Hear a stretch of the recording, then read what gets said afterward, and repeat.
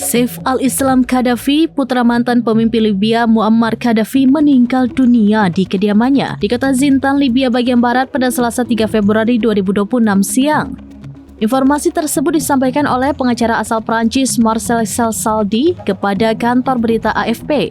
Menurut Saldi, Saif wafat sekitar pukul 14 waktu setempat setelah kediamannya didatangi sekelompok orang. Hingga kini belum ada pihak yang menyatakan bertanggung jawab atas peristiwa tersebut.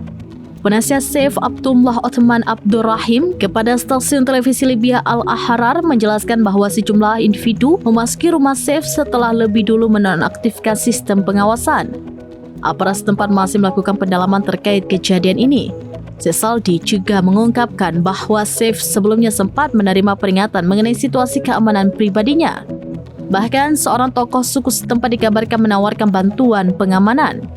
Namun tawaran tersebut tidak diambil oleh Saif. Saif al-Islam Qaddafi 53 tahun selama bertahun-tahun dikenal sebagai figur penting dalam lingkaran kekuasaan ayahnya.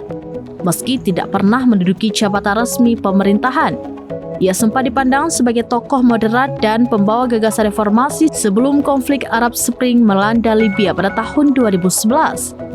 Pada periode tersebut, pernyataan-pernyataannya menuai sorotan internasional dan berujung pada penerbitan surat perintah penangkapan oleh Mahkamah Pidana Internasional atau ICC atas dugaan pelanggaran hak asasi manusia. Saif ditangkap pada November 2011, kemudian dijatuhi vonis hukuman mati oleh pengadilan di Tripoli pada 2015. Namun, ia memperoleh amnesti dan dibebaskan, lalu menjalani kehidupan tertutup dengan mobilitas tinggi demi alasan keamanan.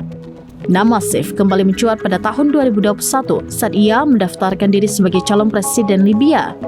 Akan tetapi proses pemilihan presiden kala itu ditunda tanpa kepastian seiring berlanjutnya dinamika politik yang kompleks di negara tersebut.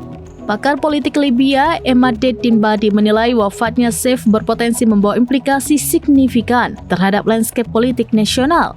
Ia menyebut bahwa peristiwa ini dapat mempengaruhi arah proses pemilihan presiden dengan menghilangkan salah satu figur paling kontroversial dalam dinamika politik Libya.